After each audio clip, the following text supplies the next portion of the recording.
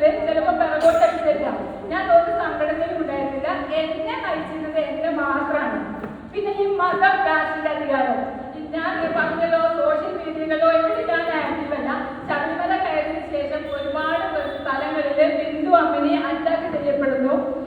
ബിന്ദു അമ്മിനിയുടെ വിഷയങ്ങളോ അല്ലെങ്കിൽ അത്തരത്തിലുള്ള എന്തെങ്കിലും കാര്യങ്ങൾ വരുമ്പോഴാണ് മറ്റുള്ളവരെ എന്നെ കൂടി മെസ്സേജ് ചെറിയ പറയുന്ന കാര്യങ്ങൾ വരുന്നത്. കാരണം ഞാൻ ഇവിടെ ഒന്നും പറയുന്നില്ല. പൊതുവെ ഞാൻ ഹിന്ദു സമൂഹത്തിൽ ഒരു സാധാരണ യുവതിയായി ജനിച്ചു. സാധാരണ കുടുംബത്തിൽ ജനിച്ചു വരുന്നത് എന്റെ കുറ്റല്ല. എനിക്ക് പക്ഷെ മതബോധോ ജാതിബോധോ ഒന്നുമില്ല. എനിക്ക് മനുഷ്യരെല്ലാവരും ഒരൊറ്റ കെട്ടായിട്ട് അല്ലെങ്കിൽ മനുഷ്യൻ എന്ന മതത്തിൽ വിശ്വസിക്കുകയും സ്നേഹിക്കും ഐക്യത്തോടെ ജീവിക്കണം എന്ന് ആഗ്രഹിക്കുന്ന ഒരാളാണ്. അതുകൊണ്ട് തന്നെ ഞാൻ ഒരു സാധാരണ കുടുംബത്തിൽ ജനിച്ച ലേഡിയാണ് എന്നുള്ള രീതിയിൽ ഞാൻ ആരോടും പെരുമാറാറില്ല. എന്നോട് ഇങ്ങോട്ട് ആരെങ്കിലും എന്ന് പെരുമാറി അയാൾ ഏത് ജാതിയാണ് നോക്കുന്നത് പ്രകൃതകാരി അല്ല. ഞാൻ മിനിമം നിങ്ങളുടെ ഇടയിലെങ്കിലും ഞാൻ പറയണം, ഞാൻ 6 വർഷമായിട്ട് കേട്ടുകൊണ്ടിരിക്കുന്നതാണ്. ഇടയ്ക്കിടയ്ക്ക് ബിന്ദു അമ്മിനിക്ക് അറ്റാക്ക് വരുമ്പോൾ ബിന്ദു അമ്മിനിയുടെ കൂടെ എന്ന പേര് പറയുന്നത് ഇതുകൊണ്ടാണ്. ബിന്ദു അമ്മിനിക്ക് അറ്റാക്ക് കിട്ടുന്നു, കനകദുർഗയ്ക്ക് അറ്റാക്ക് കിട്ടുന്നില്ല. അത് സവർണ യുവതി ആയതുകൊണ്ടാണ്. പക്ഷെ അങ്ങനെ ഒരു കാര്യം എനിക്ക് തോന്നിയിട്ടില്ല. കാരണം ഞാൻ പറഞ്ഞല്ലോ, കലഹങ്ങളോ സ്പർദ്ധകളോ അധികം ഇല്ലാതെ ആക്കാനാണ് ഞാൻ നോക്കാറ്. അതുകൊണ്ട് ഞാൻ ഫേസ് കാര്യങ്ങൾ ഞാനൊരു നിവർമയിൽ ആക്കാറാണ്. ഞാൻ ബസ്സിൽ കയറുമ്പോഴാട്ടെ, ഞാനൊരു റെയിൽവേ സ്റ്റേഷനിൽ പോയി നിൽക്കുമ്പോഴാട്ടെ എനിക്ക് എത്തുന്ന പല തരത്തിലുള്ള പ്രശ്നങ്ങളുണ്ട്. ഞാൻ പക്ഷെ അത് മൈൻഡില്ല. ഞാൻ അത് വലിയ കാര്യമായിട്ട് എടുക്കാറില്ല. അതുകൊണ്ടാണ് ഇപ്പൊ സാധാരണ യുവതിയാണെന്ന് എനിക്ക് ആരും സംരക്ഷിക്കുന്നില്ല. 2018 ഞാൻ ശബരിമലയിലേക്ക് ഇറങ്ങി പോകുമ്പോൾ അപ്പം തൊട്ടിട്ട് ഈ നിമിഷം വരെ എനിക്ക് ആരും സംരക്ഷിക്കുന്നില്ല. ഞാൻ ഒറ്റയ്ക്ക് തന്നെയാണ് നിൽക്കുന്നത്. അതിനുശേഷം കുറച്ച് സംഘടനയുടെ ആളുകളെ വന്ന് കണ്ട് പരിചയപ്പെട്ടിരുന്നു. കുറച്ച് സൗഹൃദങ്ങൾ ഉണ്ട് എന്നല്ലാതെ നമ്മുടെ ദൈനംദിന നിലനിൽപ്പിൽ ഒരാളും നമ്മുടെ കൂടെ ഇല്ല, എന്റെ കൂടെ ഇല്ല. അപ്പൊ പൊതുവിലുള്ള ഈ ഒരു സമൂഹത്തിന്റെ ധാരണ കനകദുർഗ സാധാരണ യുവതി ആയതുകൊണ്ട് കനകദുർഗയ്ക്ക് അറ്റാക്കൊന്നും കിട്ടുന്നില്ല. ദളിത് യുവതിയായ ബിന്ദു അമ്മിനിക്ക് പലതരത്തിലുള്ള അബ്യൂസ്മെന്റുകളും അതും ഇതും കേൾക്കുന്നു എന്നുള്ളത്. പക്ഷെ അതങ്ങനെ എനിക്ക് ഇതുവരെ ഫീൽ ചെയ്തില്ല. എനിക്ക് കുറെ ഏറ്റവും അടുത്ത് ഞാൻ നേരിട്ടൊരു കാര്യം പറയാം. ഞാൻ വയനാട് കൽപ്പറ്റ പോകുന്ന സമയത്ത് അവിടെ ഒരു 5 മാരത്തോൺ നടക്കുന്നുണ്ട്. ഞാൻ ഏതാ പൊളിറ്റിക്കൽ ഏതാ പാർട്ടി ഒന്നും നോക്കാറില്ല. നല്ലൊരു കാര്യം പറഞ്ഞപ്പോൾ ഞാൻ അതിൽ പോയിട്ട് കാണാൻ നിൽക്കും, സദസ്സിലുണ്ടായിരിക്കും. അങ്ങനെ ഒരാളാണ് ഞാൻ. മാരത്തോണിൽ ഞാൻ പോയി പങ്കെടുക്കാൻ വേണ്ടി ചെന്നപ്പോൾ അതിന്റെ സംഘാടകര് 2-3 ലേഡീസ് എന്നോട് വന്നിട്ട് പറഞ്ഞു, ഇപ്പൊ അടുത്ത ഈ നവംബറിലാണ് എന്നോട് വന്നിട്ട് പറഞ്ഞു, മാഡം നിങ്ങൾ പങ്കെടുക്കാൻ പറ്റില്ല, സൈബർ ഇവിടുന്ന് വിളിച്ചിട്ടുണ്ട്, നിങ്ങൾ തൽക്കാലം ഇന്ന് മാറി നിൽക്കണം. നിങ്ങൾ പങ്കെടുക്കുകയാണെങ്കിൽ ഈ 10,000 വന്ന ലേഡീസ് പരിപാടി നിർത്തണം എന്നാണ് പോലീസിൽ നിന്ന് വന്ന നിർദ്ദേശം. എനിക്കെന്താണ് വലിയ ഇഷ്യൂ ഒക്കെ ആയിരുന്നു. ഞാൻ പറഞ്ഞു ഓക്കെ, കാരണം ആ സമിതിക്ക് അദ്ദേഹം ഒരു പ്രോഗ്രാം സംഘടിപ്പിക്കുന്നതിനുള്ള ബുദ്ധിമുട്ട്. അപ്പൊ അത്രയും ആളുകളെ വെച്ചിട്ട് ഒരു പ്രോഗ്രാം അവിടെ സംഘടിപ്പിക്കാൻ ഈ സംഘാടകരിൽ കുറെ ദിവസത്തെ പരിശ്രമം ഉണ്ടാവും. ഈ ഒരു പരിശ്രമം ഒറ്റ നേരം കൊണ്ട് ഇല്ലാതാക്കാൻ എനിക്ക് പറ്റുമായിരുന്നു. പക്ഷെ ഞാൻ അവരുടെ പരിശ്രമത്തെ കുറിച്ച് ആലോചിച്ചു. എനിക്ക് ജസ്റ്റ് മാറി നിന്നാൽ മതി. അത് എനിക്ക് ന്യൂസ് ആക്കാം, ലൈവ് ആക്കാം, പല പ്രശ്നങ്ങളും ആക്കാം. അപ്പൊ അത്തരത്തിലുള്ള പല കാര്യങ്ങളും ഈ അടുത്ത് ശബരിമല വിഷയത്തിനോടനുബന്ധിച്ച് ബിന്ദുവിനെ കുറിച്ചിട്ടുള്ള ഒരു ന്യൂസും പിന്നെ അങ്ങനെയുള്ള കുറച്ച് കാര്യങ്ങൾ വന്നപ്പോൾ ഇതേപോലെ ശബരിമല വിഷയം വീണ്ടും ചർച്ചയായ സമയത്ത് നമ്മുടെ FP വളരെ ആക്റ്റീവായിട്ട് എപ്പോഴും പോസ്റ്റ് ചെയ്യുന്ന ഒരു ബഹുമാനപ്പെട്ട ആളുടെ കീഴിലുള്ള ഒരു വാട്സപ്പ് ഗ്രൂപ്പാണ്. 500 സംതിങ് ആളുകളുള്ള ഒരു ഗ്രൂപ്പിൽ മെമ്പറാണ് ഞാൻ. അതൊരു ട്രാവൽ ഗ്രൂപ്പാണ്. ഈ ഒരു സംഗതി ഉണ്ടായ സമയത്ത് പിറ്റേന്ന് ദിവസം തന്നെ എന്നെ ആ ഗ്രൂപ്പിൽ നിന്ന് റിമൂവ് ചെയ്തിട്ടുണ്ട്. ഞാൻ ഈ അടുത്തിനോട് ചോദിച്ചു എന്താ കാര്യം. അയാൾ വന്ന് സോറി എനിക്കത് പറയാൻ പറ്റില്ല, തൽക്കാലം നിങ്ങളെ റിമൂവ് ചെയ്യും. അപ്പൊ ഇങ്ങനെ ഉള്ള എക്സ്പീരിയൻസുകൾ എനിക്ക് ഒരുപാടുണ്ട്. പക്ഷെ ഇതൊന്നും ഇപ്പൊ ആദ്യം മുന്നിലും ഒരു ഇഷ്യൂ ആക്കേണ്ട ആവശ്യമില്ല എന്നുള്ളൊരു ധാരണയാണ് എനിക്ക് ഉണ്ടാവാറ്. അപ്പൊ ചുരുക്കത്തിൽ എനിക്ക് പറയാനുള്ളത്, മതങ്ങൾ സ്വാധീനിക്കുന്നുണ്ടാവും പെൺകുട്ടികളുടെ അല്ലെങ്കിൽ കാരണം ഓരോ വ്യക്തികളും ഓരോ ചുറ്റുപാടിലാണ് വളർന്നു വരുന്നത്.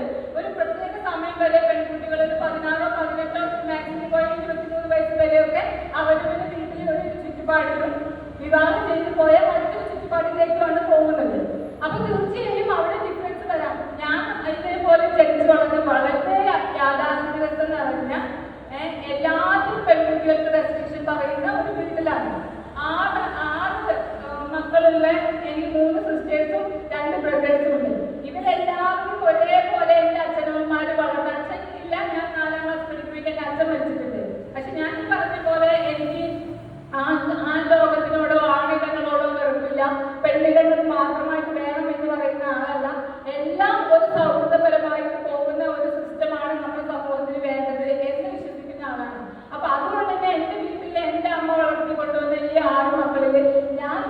എങ്ങനെ തല തിരിഞ്ഞവളായി എന്ന് എല്ലാവരും ചോദിക്കുന്നുണ്ട്. കാരണം ബാക്കി സിസ്റ്റേഴ്സും ബാക്കി ബ്രദേഴ്സും ഒക്കെ വീട്ടുകാർ വളർത്തിയ അല്ലെങ്കിൽ സമൂഹം കൽപ്പിച്ചിട്ടുള്ള ആ ഒരു വ്യവസ്ഥയിലൂടെ നടന്ന് ജീവിച്ച് അവർ സമാധാനമായിട്ട് ജീവിക്കുന്നു. ഇപ്പൊ അവരെന്നോട് പറയുന്നത് നീ ഇങ്ങനെ പെട്രോൾ പോലെ പുറത്തു പോയി, ഇപ്പൊ എവിടെ സമാധാനം? പക്ഷെ ഞാൻ വളരെ ഹാപ്പി ആയിട്ടാണ് ജീവിക്കുന്നത്. കാരണം എന്റെ ഉള്ളിലുണ്ടായിരുന്ന ലൈഫ് എന്താണോ അല്ലെങ്കിൽ എന്റെ ഉള്ളിലുണ്ടായിരുന്ന കാഴ്ചപ്പാടുകൾ എന്താണോ ആ കാഴ്ചപ്പാടിലൂടെയാണ് ഞാൻ ജീവിച്ചു പോകുന്നത്. അതുകൊണ്ട് മതങ്ങൾ സ്വാധീനിക്കുന്നവരുണ്ട്, സ്വാധീനിക്കാത്തവരുണ്ട്. ഏത് തരത്തിലാണെങ്കിലും നമ്മുടെ മൈൻഡാണ് പ്രധാനം. ഏത് കാര്യങ്ങളും നമ്മുടെ ലൈഫിലേക്ക് വരുന്നുണ്ടെങ്കിലും അത് നമ്മുടെ ലൈഫിലേക്ക് മറ്റുള്ളവർക്ക് കൂടി ഉപകാരപ്രദമാകുന്ന രീതിയിലാണോ എന്ന് നോക്കി അത് തിരഞ്ഞെടുത്ത് നമ്മുടെ ലൈഫിലേക്ക് കൊണ്ടുപോകാൻ എന്നതിലപ്പുറം എനിക്ക് കൂടുതലൊന്നും പറയാനില്ല. എല്ലാവർക്കും ഒരിക്കൽ കൂടി അഭിമാനിക്കുന്നു. Thank you very much Kanakadurga. കാരണം ഫെമിനിസ്റ്റുകൾക്ക് ജാതി മതമില്ല എന്നുള്ളത് നമ്മൾ മനസ്സിലാക്കേണ്ട ഒരു കാര്യമാണ്. കാരണം ആരൊക്കെ പ്രതികരിക്കുന്നോ അവർക്ക് തിരിച്ചിങ്ങനെ കിട്ടാൻ ഈ ലോകം മൊത്തമായിട്ട് നിലനിൽക്കും എന്നുള്ളത് സത്യമാണ്.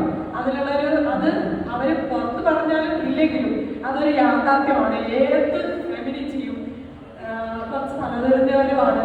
അവർക്കെതിരെ ഫൈറ്റുകൾ ധാരാളം വരുന്നുണ്ട്. ഇതിന്റെ അനുഭവങ്ങളുടെ തീച്ചൂളകളിലൂടെ കടന്നുപോയ ഓരോരുത്തരുമാണ് ഈ സ്റ്റേജിലിരിക്കുന്നത്.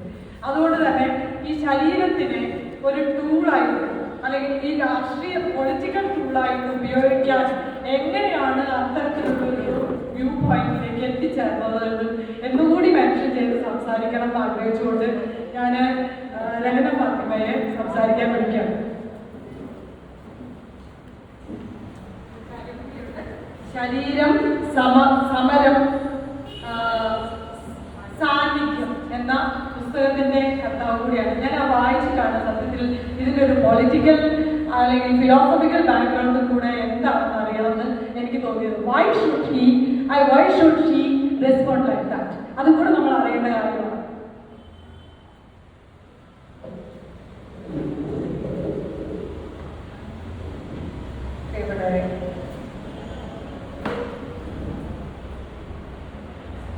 ശരീരത്തിന്റെ രാഷ്ട്രീയം പറയുന്നു എന്നതുകൊണ്ട് തന്നെ പല ഇങ്ങനത്തെ ഫെമിനിസ്റ്റ് മൂവ്മെന്റുകളുടെയും പൊതു പരിപാടികളിൽ നിന്നും മാറ്റി നിർത്തപ്പെടുന്ന ഒരു വ്യക്തിയും കൂടെയാണെന്ന് അറിയിച്ചുകൊണ്ട് തന്നെ തുടങ്ങാം.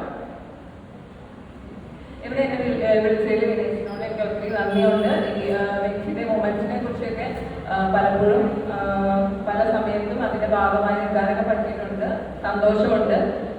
ഈ പറഞ്ഞ പോലെ പ്രത്യേകിച്ച് ഒരു ഗ്രൂപ്പിന്റെയും ഭാഗമായി അല്ല നിൽക്കുന്നത് എന്നുള്ളത് തന്നെ കുറച്ച് വ്യത്യസ്തമാക്കുന്നുണ്ട്. ശബരിമല വിഷയം പോലെയുള്ള ആ മൂവ്മെന്റ് ആണെങ്കിൽ പോലും ഒരു ഗ്രൂപ്പിന്റെയോ ആരെയോ സഹായത്തിന്റെയോ മൊത്തമൊന്നും ആയിരുന്നില്ല ചെയ്യുന്നത് തന്നെ. പക്ഷെ ഇവിടെ കനകദുർഗ ചേച്ചി പറഞ്ഞപ്പോൾ അതിനകത്ത് കുറച്ച് വിയോജിപ്പുള്ള കാര്യങ്ങളൊന്ന് പറഞ്ഞു പോകണമെന്നുണ്ട്. അതിൻ്റെ ഇടയിൽ ഞാൻ ക്ഷേത്രത്തിന്റെ രാഷ്ട്രീയത്തിലേക്ക് വന്ന കാര്യങ്ങൾ പറയാം. അതായത് ഇപ്പൊ ചേച്ചി പറഞ്ഞു ചേച്ചിക്കും പല രീതിയിലുള്ള ഇഷ്യൂസ് ഫേസ് ചെയ്യേണ്ടി വന്നിട്ടുണ്ടെന്ന് കനകദുർഗ ചേച്ചിക്ക്. എനിക്ക് ബിന്ദു ചേച്ചിയുടെ വിഷയങ്ങൾ ഞാൻ നേരിട്ട് കണ്ടിട്ടുണ്ട്. ശരിക്കും പറഞ്ഞാൽ ഇപ്പൊ ഞങ്ങൾ 3 പേരെ വെച്ച് നോക്കുമ്പോൾ അവരൊക്കെ കയറിയ ആളുകളാണ്. ഞാൻ അനുസരിച്ച് മാത്രമായ ആളാണ്. അതാണ് വ്യത്യാസം. പക്ഷെ ഈ പറഞ്ഞ പോലെ പബ്ലിക്കലി ആ ഒരു നിറത്തിന്റെ വർണ്ണത്തിന്റെ പേരിൽ ഏറ്റവും പ്രശ്നം അനുഭവിച്ചിട്ടുള്ള ഒരാള് ബിന്ദു ചേച്ചിയാണ്. അത് പറയാതിരിക്കാൻ പറ്റില്ല. അതെവിടെയാണെങ്കിലും പറയുക തന്നെ വേണം. കനക ചേച്ചി